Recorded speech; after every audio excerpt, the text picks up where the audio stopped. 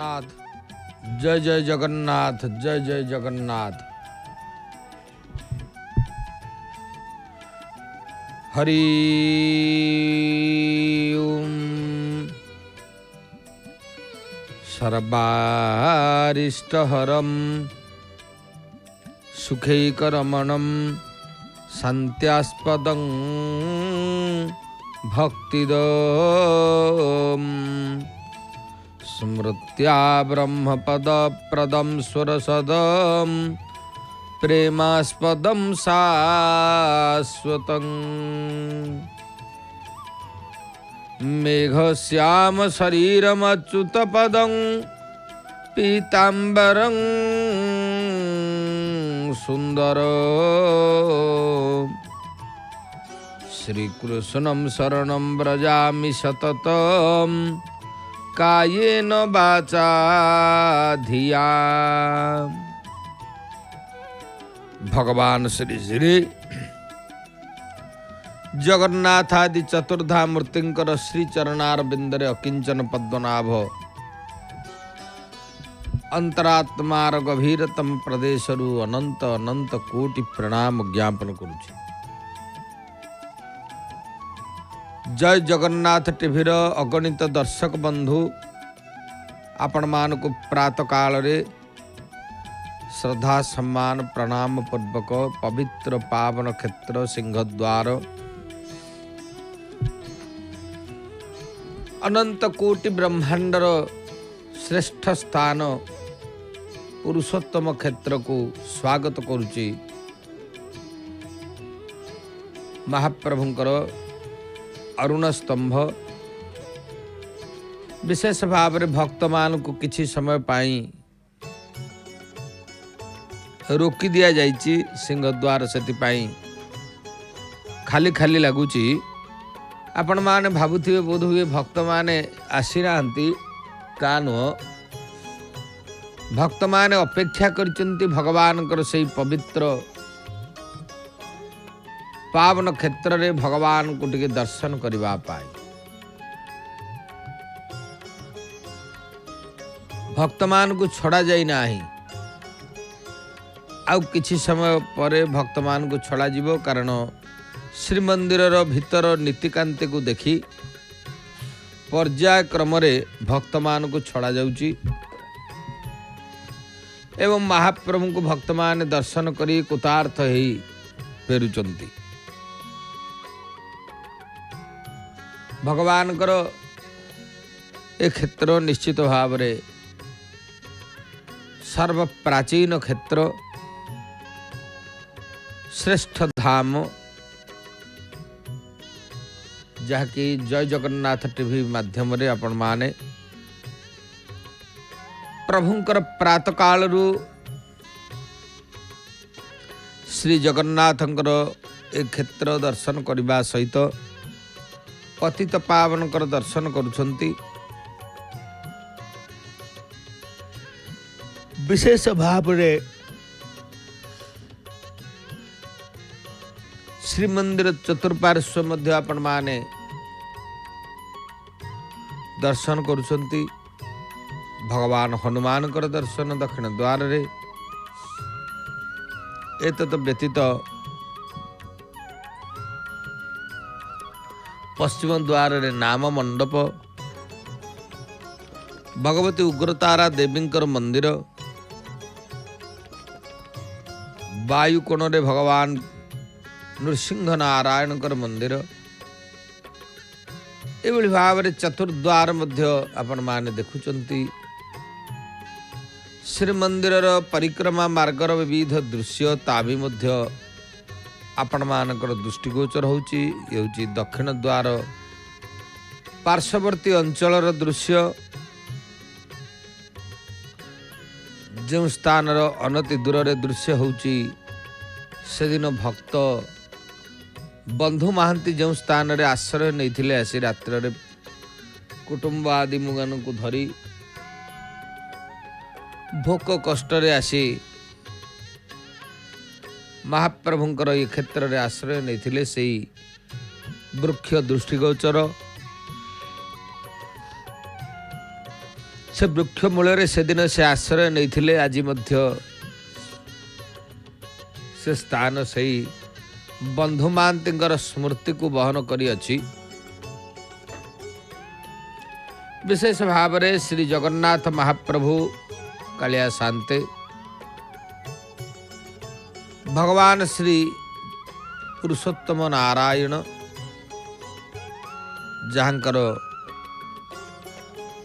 पाद पद्मरे पृथ्वीर कोण अनुकोण भक्त मान आसी शरण जाइथांती से नीलाद्रिनाथम जगतामधीशम चिदम स्वरूपम शरणैक नाथम श्रीनील गोत्राधि पतिम वरेण्यम सुरेंद्र बंदम प्रणतोस्मि नित्यम। भगवान पतित पावन कर दर्शन एवं ऊर्ध्व देश श्रीमंदिर से गुमुट ऊर्ध्वरे भगवती लक्ष्मीकर दर्शन चतुर्पार्श्व गोटे आनंदर वातावरण किसी समय पर भक्त मान को मध्य छड़ा जीव श्रीमंदिर भितर को पर्यायक्रम भक्त मान जाउचंती। परिक्रमा मार्गर विविध दृश्य आपण माने ता भी देखुचंती।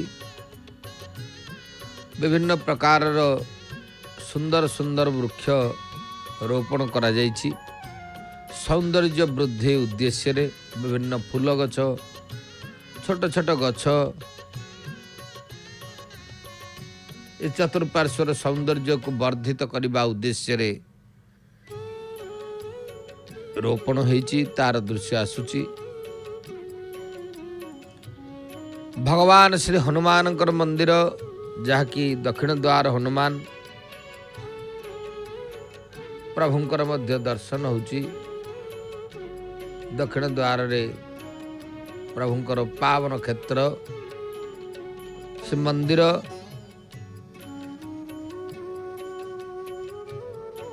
हनुमान मनोजवमामृत तुल्य बेगम जितेन्द्रिय बुद्धिमतां वरिष्ठम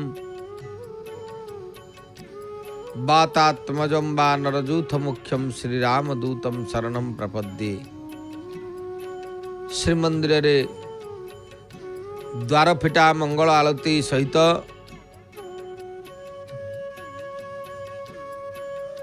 विशेष भाव रे द्वारफिटा मंगल आलती पर भगवान कर बेश मैलमही अवकाश चली एवं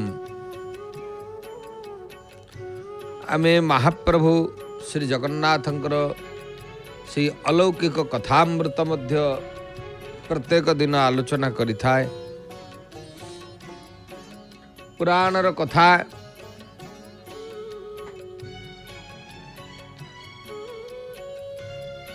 इंद्रदमन महाराज विशेष भाव रे जहाँकि तांकर राजसभा रे जने सन्यासी उपस्थित ही पुरुषोत्तम क्षेत्र संबंध रे अनेक कथा कहिले। जो क्षेत्र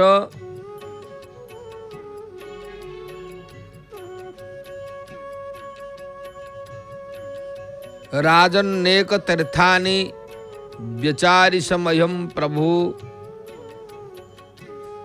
आशैशवात खिति तले श्रुतान्यौ स्तुजानि बेहि। ओड्र देश इति ख्यात वर्षे भारत संघ के दक्षिणेश्वरधीस्तीरे क्षेत्रम श्री पुरुषोत्तम। यही कथा से सन्यासी जनक कहिथिले। भारत वर्षर विख्यात ओड्र देशर दक्षिण समुद्र तीर भागरे श्री पुरुषोत्तम नामक एक उत्तम क्षेत्र रही अछि। जो क्षेत्र ता मध्यरे से क्षेत्रर नाटी होची नीलगिरी। तत्र नीलगिरिर्नाम समन्तात् काननावृतः तस्याच्छंगे कल्पवृक्ष समन्तात् क्रोश संवित।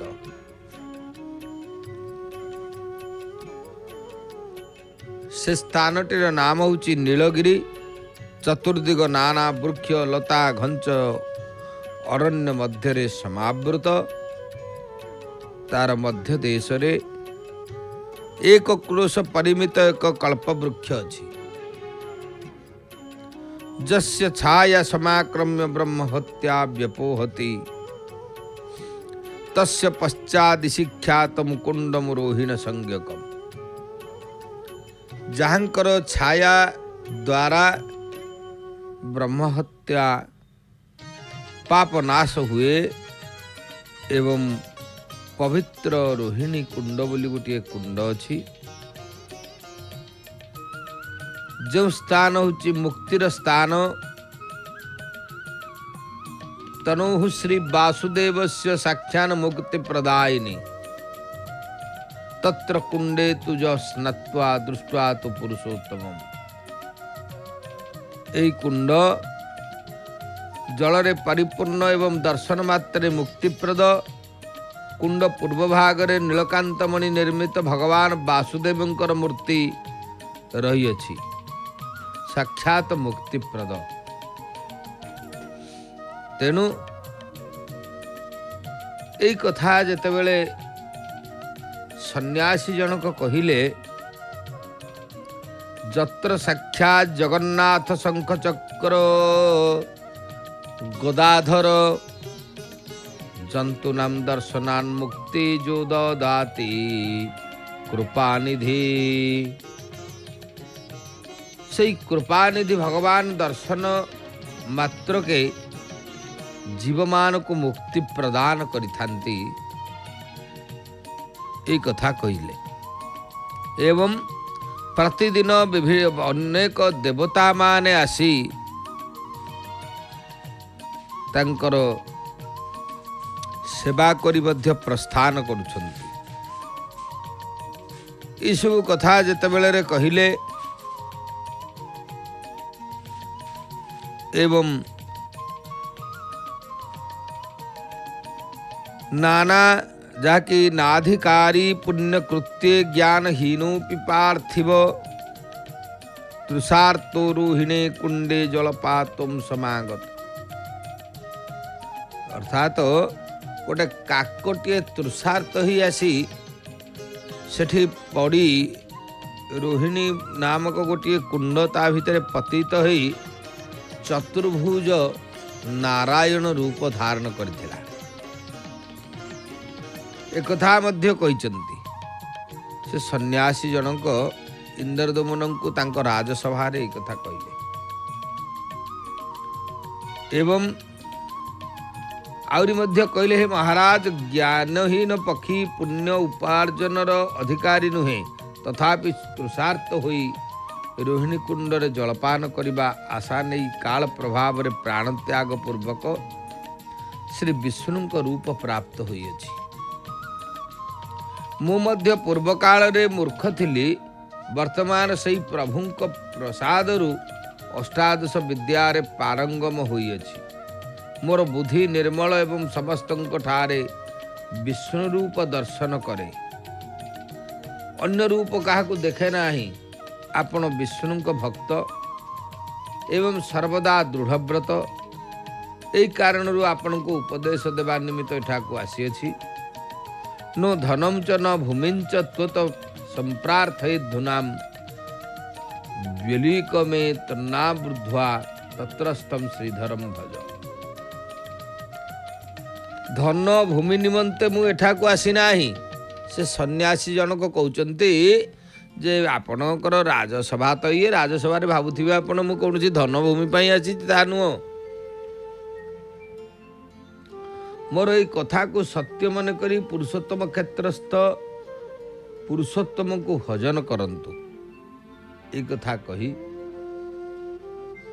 एवं मुक्त्वा तु जटिलः सर्वे संपश्यतां तदाम अंतर्ध्यानम जगागामासु राजा परम विस्मयं ये गोटे अद्भुत कथा घटला।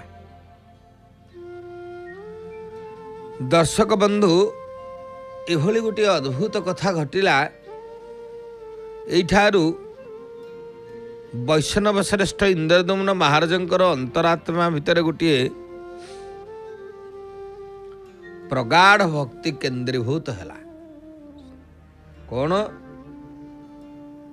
ना अवाप्य व्याकुलमते कथम में निर्वहेति दी पुरोहितमुवाचेदं तस्यै वार्थस्य साधने।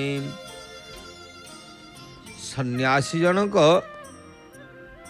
एपरी उपदेश देई समस्तंक सम्मुखरे अंतर्हित हो गले, अर्थात अंतर्ध्यान हो गले। बड़ विस्मय कथा। राजा मध्य अतीव विस्मय पड़िले। व्याकुल चित होई कहिले मु एहा किपरि भाव निर्वाह करिबी। ई कथा चिंता करी ताहा साधन करिबा निमंते पुरोहितंकु कहिले। कारण जितेबले राजा मानकर जहाँ आवश्यक पड़ो देवता कार्य से से राजपुरोहित को कहे। इंद्रदमन तेणु तंकर से राजपुरोहित को बाध्य ही कहले अमानुषमिदं ब्रूतम श्रुतिदानी ममानुषात्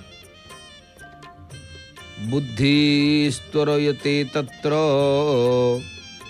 जत्रास्ते सौगदाधर। इंद्रदमन कहले हे द्विजोत्तम, धर्म अर्थ काम यही त्रिवर्ग आपणकर अधीन। आपणक प्रासादरु निर्द्वंद्वर मु यही त्रिवर्ग साधन करियछि। वर्तमान अमानुष वृत्तांत श्रवण करी जो स्थान रे सही गदाधर अछंती से स्थल को मोर बुद्धि द्रुतगामिनी होइछि। अतएव हे द्विजश्रेष्ठ संप्रति आपण जदि एथि निमित्त विशेष जतन करती ताहले संपूर्ण चतुर्वर्ग फल आमे पाई परिबा। शेष पर्यायर जेतेबेले तंकर राज पुरोहित को एक कथा कहले, पुरोहित कहले बाढ़ में तत करिष्यामि यथा द्रक्ष्या शिकेशवम चर्माच्छादित चक्षुभ्याम साक्षान मुक्ति प्रदम विभो। पुरोहित कहले मु प्रतिज्ञा करी कहूची जे ए विषय रे मु निश्चय यत्नवान हेबी जेपरी आपण साक्षात मुक्तिदाता केशव को चर्मचक्षु द्वारा दर्शन करि पारिबे। कारण जो कथा सन्यासी जनक कहिले मु मध्य सेथिरे निश्चित भाव रे आश्चर्यान्वित होईची। एवं आपण जहाँ कहते निश्चय मु जत्नवान है ये संपर्क रे भगवान साक्षात मुक्तिदाता को केमिति आपण दर्शन करिवे निश्चित भाव रे तार अनुसंधान करिवे। ए भली चिंता करी पुरुषोत्तम क्षेत्र को आम्भे माने सहायकंक सह समस्त जाई सेठारे निवास करि परिबा। एई कथा को से पुरोहित भाउचंती कहिले इंद्रदमन महाराज। साफल्यं किमतो राजन् जन्मिनो जन्मनो भवेत् पुरुषं तमसपारं साक्षात् द्रक्ष्यति मानव। स्कंद पुराण रे कथा परिष्कार भाव रे कहा जाइछि। पुरोहित कहउचंती महाराज जो माने वर्तमान जन्म ग्रहण करियछंती सेमानकर जन्म एहा अपेक्षा आउ अधिक बा कौन सफल हब। सही तमो गुणतीत पुरुषों को मनुष्य होई मध्य साक्षात दर्शन करि पारिबे। या भितरे आमे भगवान श्री हनुमान कर दर्शन करुचे। अतुडित बलधामं हेम शैलाभ देहम दनुजवन कृशानम ज्ञानिनम अग्रगण्यम सकल गुण निधानम वानरानम मधेशं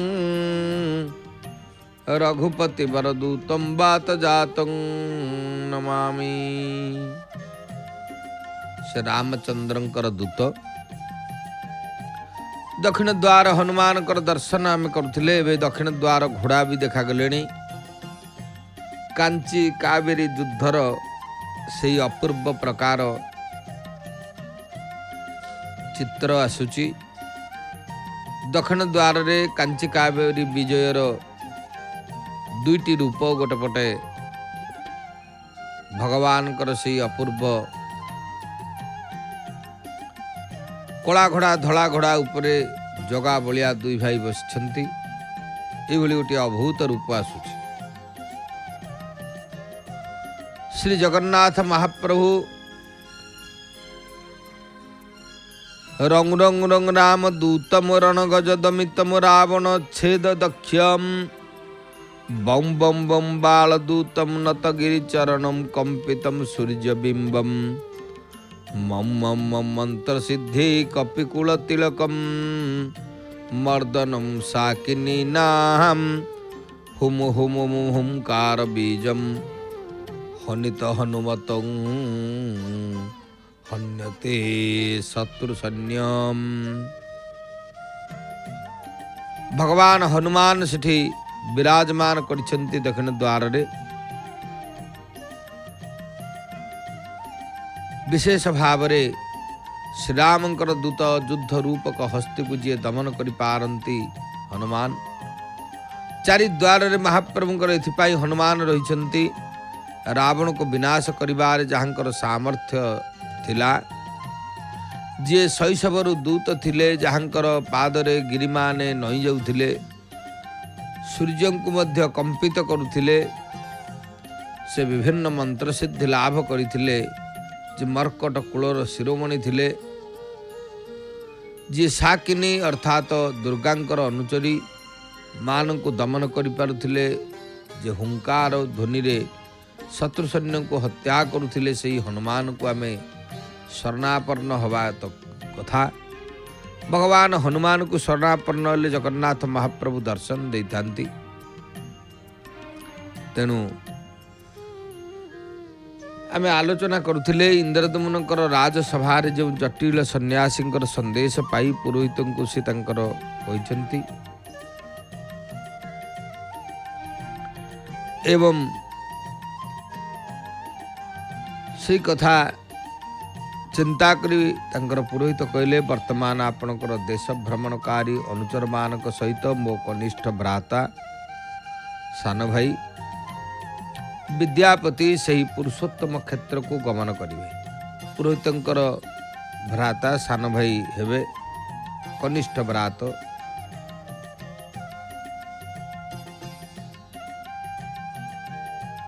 से क्षेत्र को से जीवे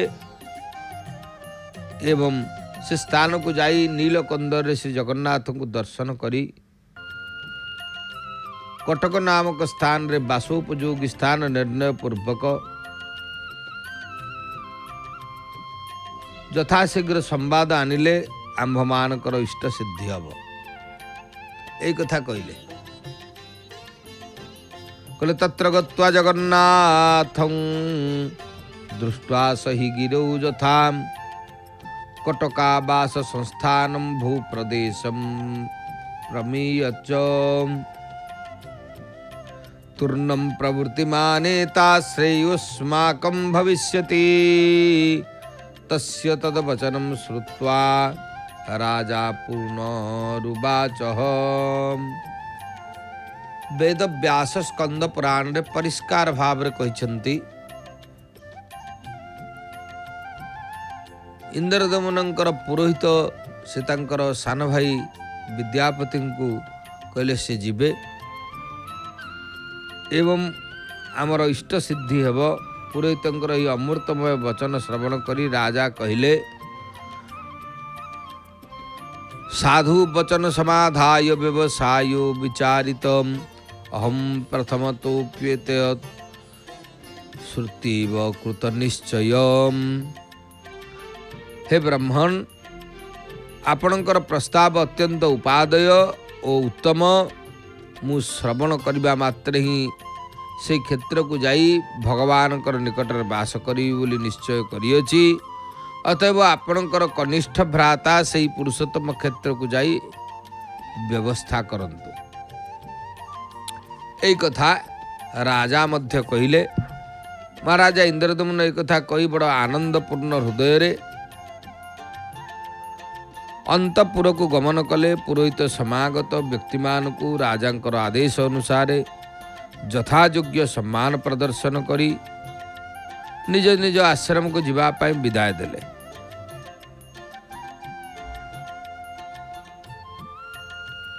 एवं भ्राता विद्यापति को विप्रमान द्वारा मंगल आशीर्वाद प्रदान पूर्वक शुभ समय रे प्रेरण कले।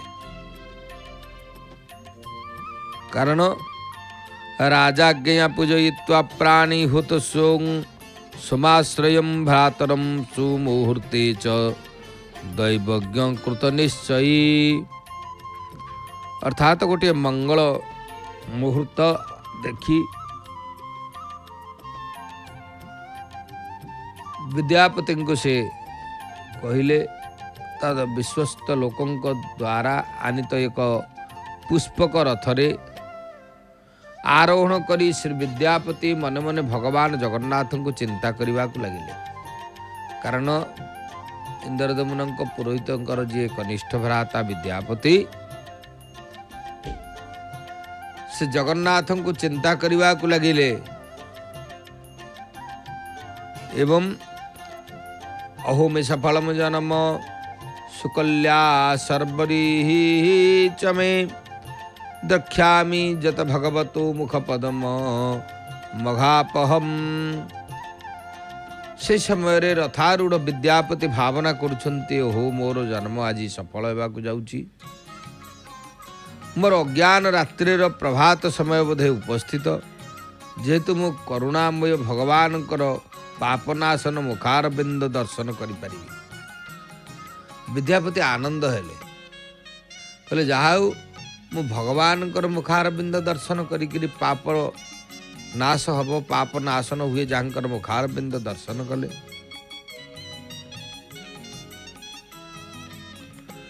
श्रवणादि भक्ति द्वारा जतिगण दिवारात्रि यत्नवान हुई जहाँ को निजे चित पद्म दर्शन करि। आज मुझे नील पर्वत श्रृंगरे सशरीर विराजमान शरीर संबंध हरणकारी मुक्तिदाता चक्रधारी पुरुषों को साक्षात दर्शन करेंगे। यही कथा विद्यापति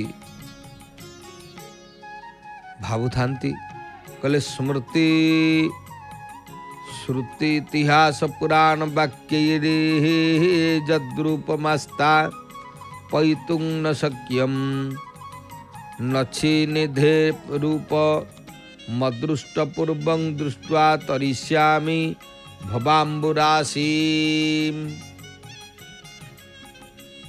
एठारे आमे श्रुति स्मृति इतिहास पुराण वाक्य जहाँकर रूप निरूपण करा जाई पारे नाही सही श्रीनिधिंकर अदृष्टपूर्व अलौकिक रूप माधुर्य दर्शन करी संसार सागर उत्तीर्ण हेबी यही कथा विद्यापति भावुछंती। इतिमध्यरे आमे भगवान श्री जगन्नाथ महाप्रभुंकर पश्चिम द्वार देखुचे।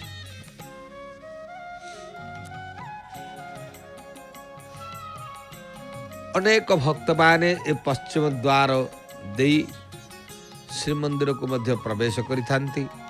जेहेतु श्रीमंदिर चारिद्वार आम इंद्रदमनकर ब्रह्मानुसंधान विषय रे आलोचना करुचे। कारण इंद्रदमन ब्रह्मा को संधान आम जदि लिखा जाइए ए कथाटी हूँ ब्रह्मानुसंधान। विशेष भाव में इंद्रदमनकर से ब्रह्मानुसंधान कथा प्राचीन कथा ये स्कंद पुराण कथा जहाँकि विद्यापति बाहर जितेबले स्मरण कले भगवान को स्मरण करचंती। जन्नाम संकीर्तन तस्त्रिधाह संघ प्रणाशं स्मरतां प्रयाति तमस्य विश्वेश्वरम् अप्रमेयम् साक्षात् करिष्यामि गिरौ वसन्तम्। जाहांकर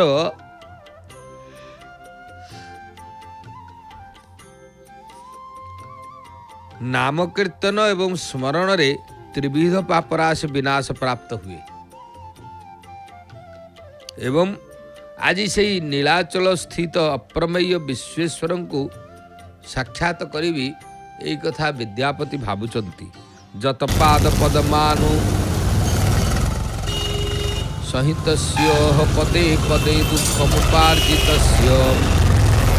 तम प्रकांड प्रभवम कदाचि नामाश्रितम कर्म हिरिते नाशम। जहां पादपद्म स्मरण व्यतीत कौन कर्म रे आनंद सुख मिले नाही, परंतु पदे पदे दुख प्राप्त हुए। असत कर्म जनित पाप जहांकर पादपद्म संधान रहित जाग यज्ञ आदि कर्म द्वारा केतेबेले हेले विनष्ट हुए नाही।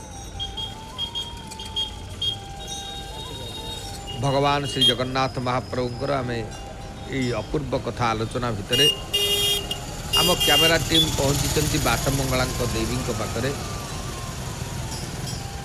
श्री बाटमंगला देवी को आम दर्शन करवा। देव्या जया तदमिदम जगदात्म सकत्याम निशेष देवगण सकति समूह मूर्त्याम ताम अंबिकाम अखिल देवी महर्षि पूज्याम भक्त्यानतास्म विदधातु शुभा निशान। भगवान करो जहांक पाद पद्म स्मरण व्यतीत कौन कर्म रे सुख मिले नाही, परंतु पदे पदे दुख प्राप्त हुए। असत कर्म जनित पाप जहांकर पाद पद्म संधान रहित जाग यज्ञ आदि कर्म द्वारा केतेबेले हेले विनष्ट हुए नाही। आराध्य सुखम सुगुहा निवासं जं पंच कोशावृतमात्म संस्थम वेदांत गिराहो न चापि वेदो वंदे सुविद्ये कनिवेद्यमाद्यम। विद्यापति ये सब अनेक प्रकार कथा भावुचंती देखुचंती। वेदांतवादी अनेक आराधना करी जहां को अर्णमयादि पंचकोश द्वारा आवृत आत्मगुहा निवासी अनिर्वचनीय बोली निर्देश करती, परंतु स्वरूप अवगत हो पारती नाही। मुझे एकमात्र अध्यात्म विद्या ज्ञेय सर्वादिदेव जगन्नाथ को वंदना करी यही कथा विद्यापति कहते। ब्रह्मांडमाला कलितानुलोमम सहस्रमूर्धा घृदुषम पुराणम निश्वास बातोत्थित वेदराशि सर्व प्रपंचे समहम प्रपद्ये। बड़ा सुंदर कथा ये। कौन ना जहांकर लोम रे ब्रह्मांडमाला जहांकर निश्वास वायु द्वारा वेदराशि उत्थित होइतांती। से सहस्र मस्तक सहस्र पाद सहस्र चक्षु सर्व प्रपंचर अधीश्वर जगन्नाथ को आश्रय करी ये कथा विद्यापति स्तुति करुछंती। कहले जन्मामया निमित कूटमे तत सृष्टि क्षय स्थान विलासी रूपम निरूपितारोपित हेम रूप स्वरूपहीनम प्रणव स्वरूपम। यही जगत प्रपंच जहांक माया द्वारा सृष्ट एवं सृष्ट वस्तु स्थिति विनाशशील होउछि। आरोप द्वारा अज्ञलोक जहाको नश्वर दारुमय रूप बोली निरूपण करती। से रूप विहीन प्रणव रूपी जगदीश्वर को प्रणाम करी कथा विद्यापति भावुच एवं एक कथा को विद्यापति भावी जहाँकर सानिध्य रे काक पक्षी तृषाने शांति निमित्त यथाक्रमे गमन करी से देहरु सारूप्य मुक्ति पाइछि मु तांकु दर्शन पथर अतिथि करी तेणु विद्यापति निश्चित भाव आनंदित हो भगवान को अंतरात्मा अनेक कथा जनाउछन्ति। अहो अहो में खलु भाग्य संसी जत कोटि जन्मार्जित पुण्य एकम समुत्थितो में खलु चरम दुर्भाम विलोकयिष्ये जगदादि कंदम।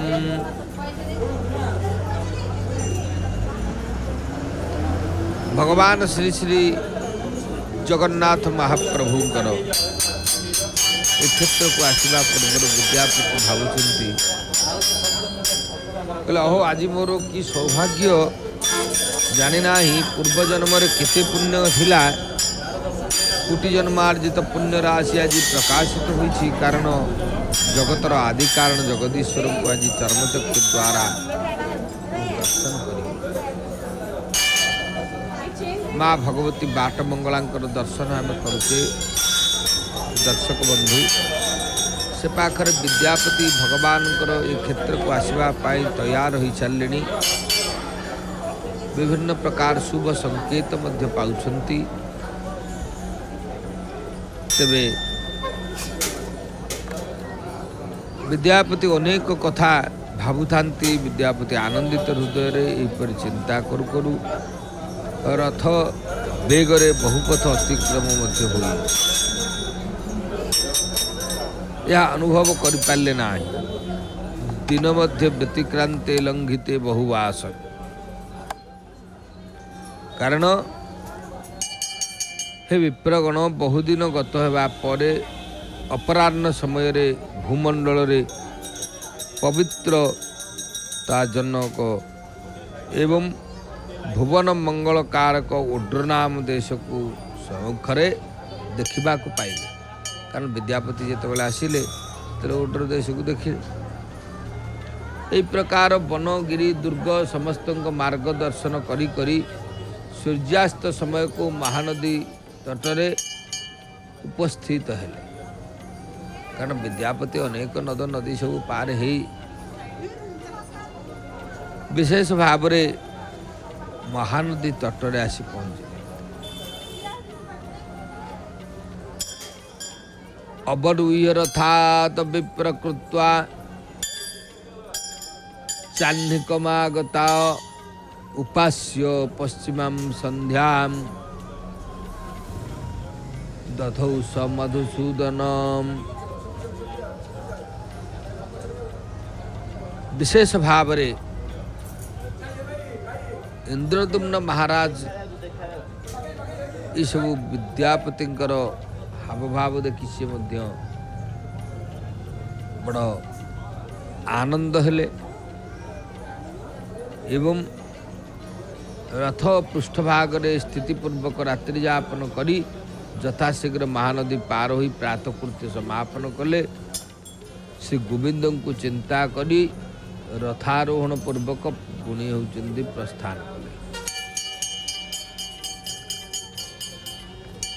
तापरे उभय दिगरे मार्गदर्शन करी करी एकाम्र कानन लंघन बेले सत्य जाज्ञिक ओ ब्रह्मतेजस्वी मानकर गुआ गछ मानकर द्वारा शोभित ग्राम को आगमन कले। विशेष भाव में आपण माने जानती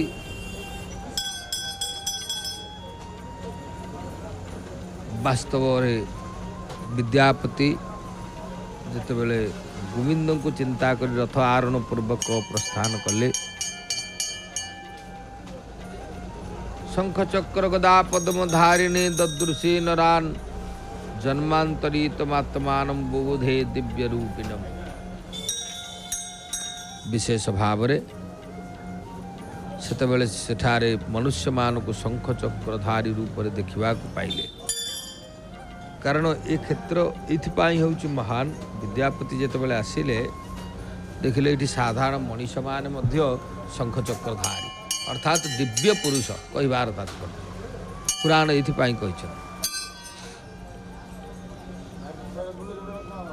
एवं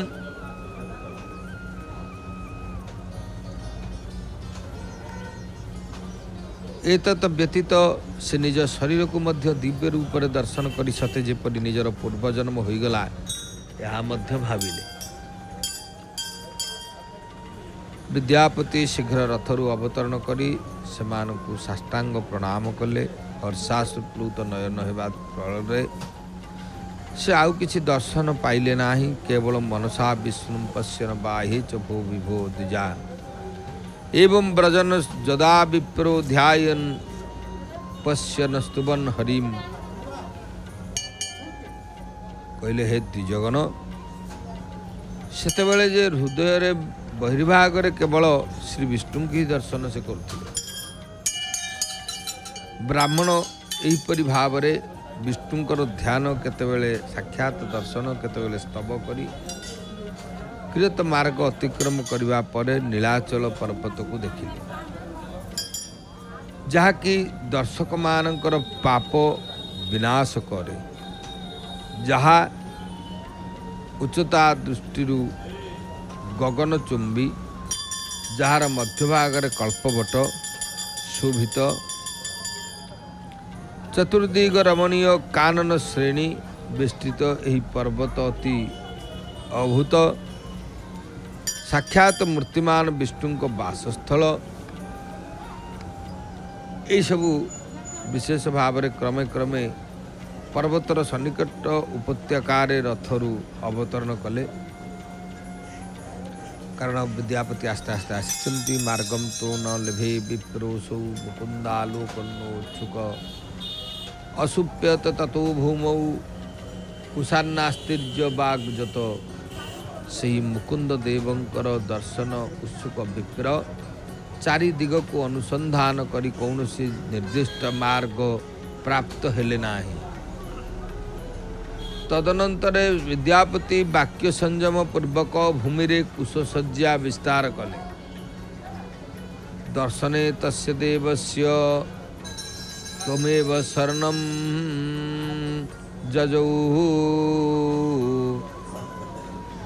ततस्तुस्वावहवचनं गिरो पश्चाद मानुषम भगवद भक्ति विषयम संलापम कुर्वतामिथम ततो विद्यापतिर्हृष्टो नुसरंगस्तं जगामवि। विशेष भाव से कुंड सज्जारे हरिशयन करी से मुकुंद देव दर्शन कांक्षी नहीं ताहंकर शरणागत हेले। नील पर्वतर पश्चात भाग जो माने परस्पर भगवत भक्ति विषय को आलाप करुथिले विशेष भाव रे सेमानकर यही अलौकिक वाक्य श्रवण कले एवं विद्यापति आनंदित होई से वाक्य को अनुसरण करी तांको अनुगमन करने को लगे। एवं तापरे से शबर दीप को देखिचंती। तदर्शम शबरा गारिर्विस्तृतं परितु द्विजाम क्षेत्र से दीप संस्थानम ख्यातम शबर दीपकम। हे द्विजगण जैमिनी महर्षि कहते ऋषि मानू जे सेठारे शबर जातिर बासगृह द्वारा चतुर्दिग बेष्टित एवं से क्षेत्रर दीप संस्थान रूपक शबरपक नाम विख्यात स्थान को दर्शन कले। एवं तत्र गत्वा शनिर्विप्रा प्रविश्य विनयान्वित तदर्श विष्णु भगतास्तान शंख चक्र गदाधरान। एठी स्कंद पुराण रे कह जायछि विद्यापति क्रमे से स्थान को विनीत भाव रे प्राप्त होई से शंख चक्र गदा पद्मधारी विष्णु भक्त मान को दर्शन कले। प्रणम्य शिरसा विप्रस्तसौ बद्ध अंजलिस्तदा तत्र विश्वार्वसुर नाम सबर पलितांगवक समान को प्रणाम पूर्वक बद्धांजलि होई सेठारे अवस्थान करने को लगिले। किछि समय पर विश्वावसु नामक एक वृद्ध शबर श्री हरिंक पूजा समापन करी पूजा अवशेष चंदन आदि द्वारा सुशोभित गिरी मध्य भाग रे विद्यापति नयन गोचर हेले। इस समय अर्थात सेत बेलू विश्वावसु भगवान सेवा करी फेरुथिले।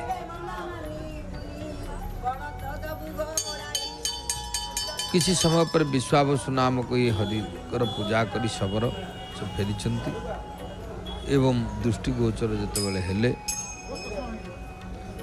आलोक्यतम द्विजो हर्ष मुत जातो विचिंतित।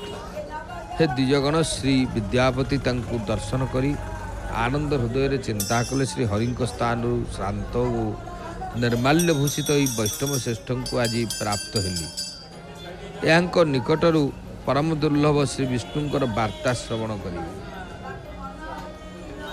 एपरी चिंता करुथिबा बेले विश्वावसु शबर विद्यापति को पचारे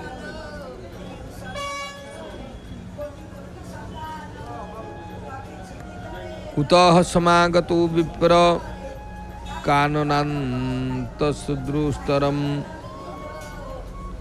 क्षुत्रुटुः परितः श्रीनन्तश्च सुखमत्रास्यतां तिरम्।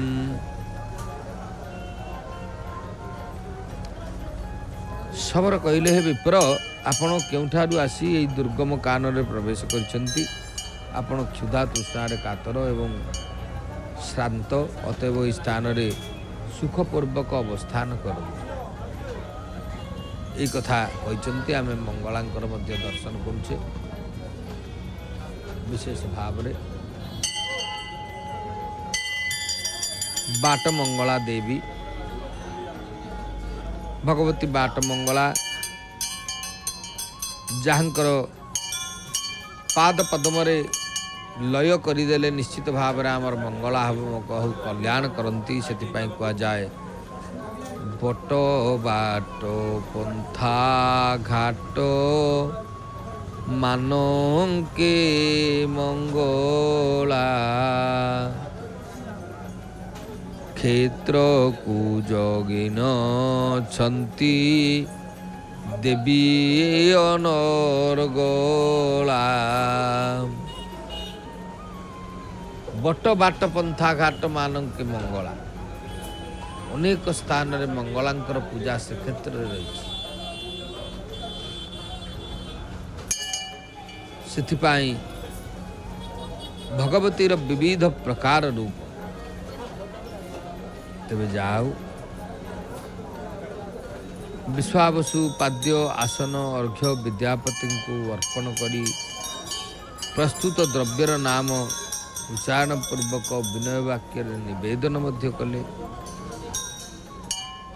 हे विप्र आपण फल द्वारा अथवा पाक संपादन द्वारा भोजन निर्वाह करिवे कि आपणकर जहा अभिरुचि ताहा कहतु मु तदनुसारे प्रस्तुत करदेवी। तेणु विशेष भाव रे दर्शक बंधु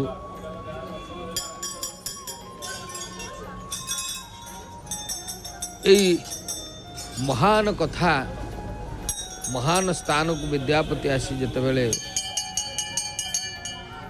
विश्वावसु को साक्षात कले भाग्यम ममाद्य भगवान जीवितम सफलम च मे प्राप्तोसी ही मद गृहम विप्र साक्षात विष्णु दिवाकर।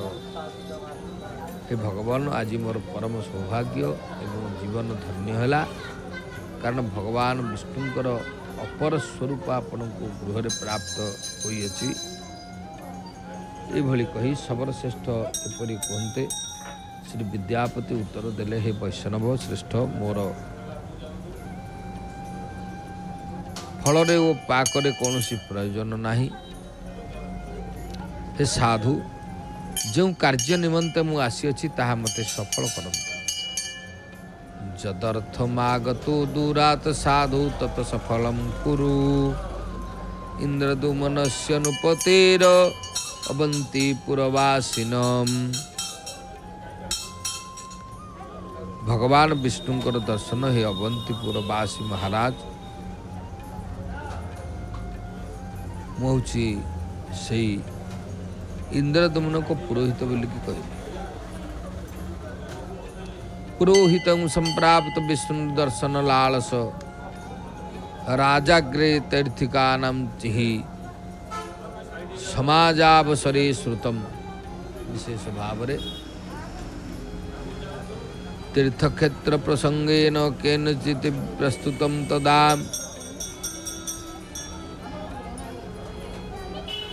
यथा निवेदितम क्षेत्रम राजाग्रे जटिले नवैः। भगवती कर कृपा न किसी परिबो ना। भगवान विष्णुंकर दर्शन आशा नहीं आसी राजा निकट में तीर्थ पर्यटन मानक समारोह रे कौन से तीर्थक्षेत्र प्रसंग नहीं ये तीर्थर एक पवित्र प्रस्ताव श्रवण करिएछि। राजा निकट में जटिल सन्थ जहाँ व्यक्त करथिले ताहा विशद भाव उपलब्धि करबा पाई राजा उत्कंठित हुई मते से पुरुषोत्तम क्षेत्र में पठेइछन्ति। श्री नीलमाधव हरि को दर्शन करी प्रेरण करियछन्ति। मु मध्य दृष्ट्वा जावन्नर पर्वते बात्रा निशामि सोप्यहम। कारण मु ताहांको दर्शन करी नरपति निकट को जे पर्यंत उच्च संवाद को नहीं न जाइछि से पर्यंत अनाहार रे निश्चय मरी रहिबी। ए साधु एही कारणरू मते से विष्णु को दर्शन ओराई दियंतु ए कथा मध्य कहिछन्ति। तेणु एठार आमे भगवती माँ बाट मंगला प्रत्येक दिन भली भगवती दर्शन करुचे। सर्वमंगल मांगल्ये शिवे सर्वार्थ साधिके शरण्ये त्र्यंबके गौरी नारायणी नमस्तुते। माँ सर्वमंगला जहाँकर कृपार सर्वमंगल होता है। श्रीक्षेत्र में विविध स्थान रे मंगलांकर पूजा रही। श्री मंदिर रे कल्पवृक्ष मूल मध्य सर्वमंगला अछंती। बाट मंगला देखिबा 18 नला पंचमन एक करी नरेंद्र स्नान करिबा। थका मन चाल जिबा चका नयन देखिबा। शंखनाभिमंडल रे बेनी नेत्र पखालिबा।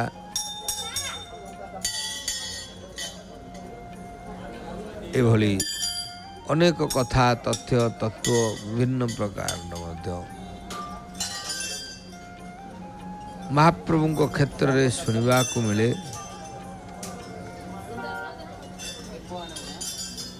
जगन्नाथ महाप्रभु चतुर्धा मूर्ति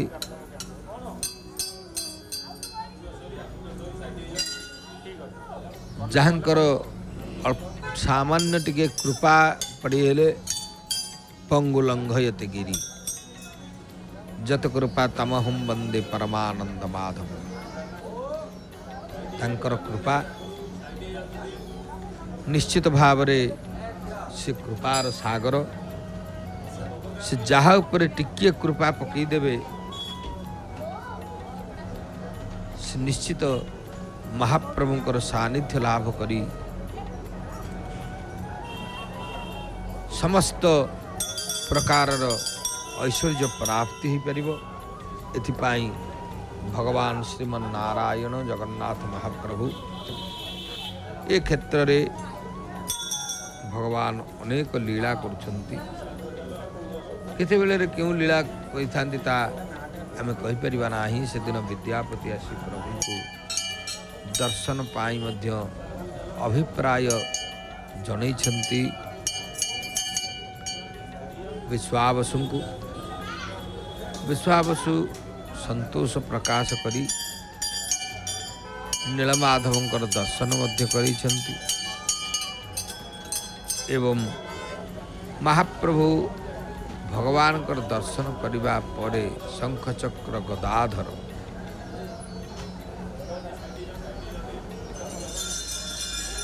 जहाँकर नाम को जहाँकर रूप को जहाँकर लीला को दर्शन कले किछि भी मने पड़े नाही। केवल प्रभुंकर आशीर्वाद हेले सबु संभव।